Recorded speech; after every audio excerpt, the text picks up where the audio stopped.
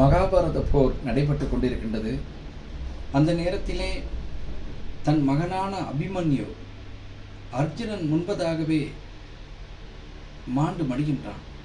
இதனை கண்ட அர்ஜுனன் தேம்பி அழுகின்றான். உடனே அர்ஜுனனின் பின்புறமாக இன்னொரு அலக்குரல் கேட்கின்றது. திரும்பி பார்க்கின்றான். கண்ணன் ஓவென்று அழுது கொண்டிருக்கின்றார்.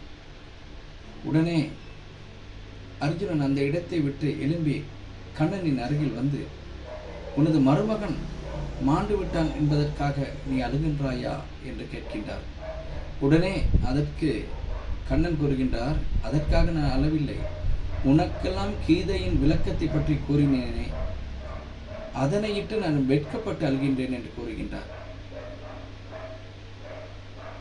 உடனே அர்ஜுனனுக்கு கோபம் வருகின்றது. அர்ஜுனன் கூறுகின்றார், உனக்கெல்லாம் குடும்பம், பந்தம், பாசம் என்ற ஒன்று இருந்தால், அதனுடைய தன்மையை உணர்ந்தால் நீ இவ்வாறாக நீ பேச மாட்டாய் என்று கூறுகின்றார்.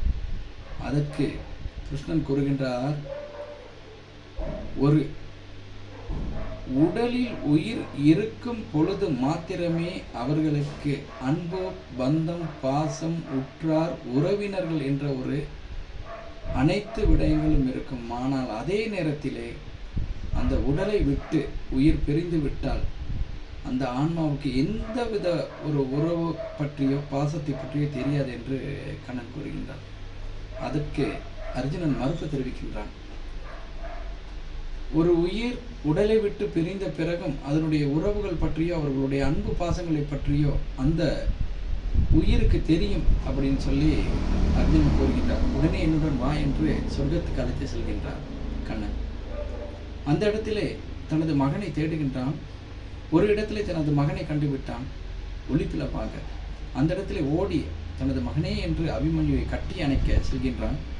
உடனே அந்த அபிமன்யுவின் ஆன்மா அர்ஜுனாவை தடுத்து நிறுத்துகின்றது. யாரையா நீங்கள்? உங்களுக்கு என்ன வேண்டும்? ஏன் என்னிடம் வந்து நீங்கள் அழுகின்றீர்கள் என கூறுகின்றான். இனி தெரியவில்லை என்று அர்ஜுனன் கேட்கின்றார்.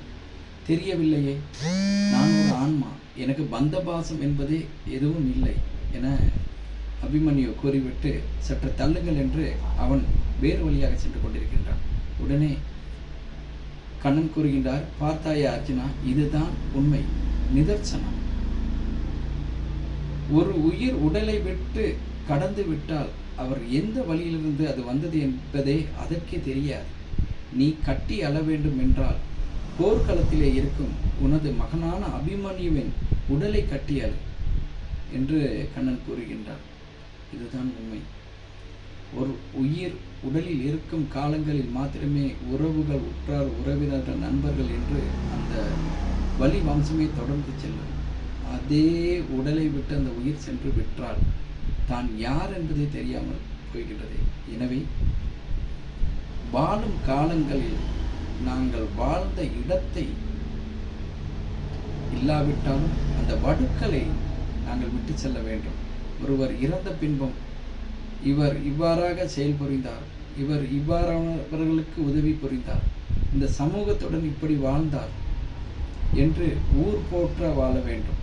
இதுதான் உண்மை. எனவே வாழும் காலங்களில் நாங்கள் எமது சொந்தங்களுடன், உற்றார் உறவினர்களுடன், நண்பர்களுடன், எமது சமூகத்தைச் சேர்ந்தவர்களுடன் அன்பாக பழக வேண்டும்.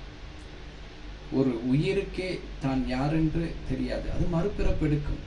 ஆனால் நாங்கள் எதற்காக வந்தோம், எதனை செய்ய வந்தோம், அந்த வேலையை நாங்கள் செய்தோமா என்று யோசித்து தனது குடும்பத்தை மட்டுமல்லாது மற்றைய மனிதர்களையும் தனது குடும்பமாக நினைத்து வாழ்வோம் என்றால் அனைத்தும் நன்மையாகவே அமையும். நன்றி, வணக்கம்.